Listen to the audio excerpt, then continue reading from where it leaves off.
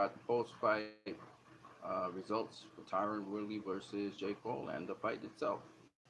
So the fight went pretty interesting. It was pretty interesting. Jake Paul started off, Tyronne Woodley pretty much feeling out Jake Paul first.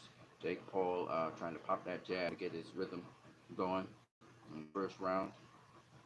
I gave the first round to Jake Paul. Tyronne Woodley established what his domain would be and that he would be walking down Jake Paul for the rest of the night. Woodley looked like the man in the fight, and Jake Paul looked like the child, shall I say. Jake Paul tried to establish range, so he got his range going. Woodley would have to close the distance to get in on Jake Paul. I had Jake Paul taking the first 3 rounds. He took them. Tyronne Woodley not really doing much, popping the jab a little bit, but not really doing much. And then the fourth round came, and Woodley connected with Jake Paul and knocked him into the ropes. If the ropes weren't present, Jake Paul probably would be knocked out the ring, in which case that should have been ruled a knockdown, but it wasn't ruled a knockdown. That's up to the referee's discretion. The round before that, actually, Woodley also connected with Jake Paul on the final bell, catching him with a straight right on the face. Not so much on the chin, just a little bit above the chin.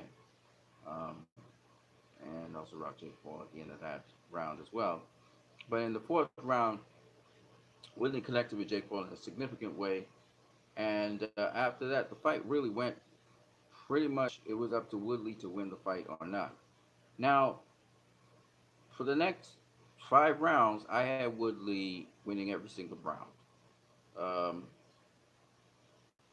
However, his corner was also advocating that he up his activity, that Jake Paul was tired, and that he should really take advantage of the situation. Woodley decided to go in cautiously, with caution, so he didn't press the action as much as he should. If he had, either he may have stopped Jake Paul, even though that would have been some doing to do, or he could have gotten knocked out himself, or he could have pressed the action and made it more clear that he won the fight. I thought he won the fight 77-75, which is where one judge had it. I had it for Woodley. Um, but 2 other judges had it 77-75 and 76-74 for Jake Paul. Um, so Jake Paul won the fight by split decision. I'm not particularly, I don't think it was a robbery, but I kind of figured that was going to happen. Jake Paul is the guy that did the promotion. He's the guy that got the fighters. He's the guy paying everybody, so why not? And he's the guy that kind of can bring something new, life into the sport. So I even think that even if Jake Paul was to end up standing at the end of the fight anyway, uh, they probably would have given it to him anyway. So it was really up to Woodley to knock out Jake Paul. But I wasn't mad at the scorecards because I could see how some rounds could have swung one way or the other because of Woodley's inactivity. Woodley was the much more accurate puncher. A lot of punches the commentary team was saying Jake Paul was landing, wasn't landing. Woodley was blocking them or getting out of the way of them. In fact, I remember vividly Al Bernstein talking about Jake Paul connecting with an uppercut, and in the slow motion replay we see he missed. Woodley really has good defense. He was able to take Jake Paul's punches much better than Jake Paul was able to take his. And Woodley was landing some body shots, rights to the body. He even threw in a left hook at a certain point in time. And he really caught Jake Paul. He hurt Jake Paul at least. The fourth round was big, but he also hurt him in the seventh round, I believe it was, and in the sixth round. Now, but the thing about Woodley was he was pressing the action. He was trying to walk Jake Paul down, but he wasn't cutting off the ring, one. And two, wasn't using his jab enough. You know, uh, he would lead with the right hand sometimes and connect with Jake Paul. Um, he respected Jake Paul too much and respected the gap. When Jake Paul was tired, he should have been closing the gap and going to Jake Paul's body. At least getting 1 or 2 body shots in there, working off his jab and going to the body. He did not do that. So, in a way, and everybody was talking about Woodley's inactivity, sort of like. even though he picked it up in the 12th and the 11th. Um, Woodley sort of let Jake Paul off the hook after he hurt him. And if he had pressed the action, I think he'd have got Jake Paul out of there. He did not press the action. But Woodley actually impressed me in terms of his boxing. Very good boxer. You know, people talking about MMA and this and that and the other, and you know, you use other tools besides just your hands. But I thought Woodley was very sharp throughout. Didn't break a sweat. Was running at his pace. The fight, he was the ring general. He was the guy that was dictating the pace of the fight. Jake, though, was very consistent with his jab. Now, he wasn't landing it all the time, he was throwing it consistently. And that's something worth noting. So you can keep distance from Woodley. Um, that's the only thing I think that was really consistently working for Jake Paul. Woodley was consistently landing his power punches, consistently hurting Jake Paul in the latter half of the fight, and he was also consistently, whenever he popped his jab was working for him. The problem with Woodley was he wasn't throwing it enough, I think, and I guess that's the reason why he lost the fight. But honestly speaking, I had him winning the fight, even though he didn't throw as much as Jake Paul. I thought he won the fight, and the reason was pretty simple. He was the one that was landing the cleaner, more powerful, more effective punches. Period. He landed more power punches than Jake Paul. Um, Jake Paul did use the stick quite a lot, so I think he landed more jabs than what did he? I'm not too sure.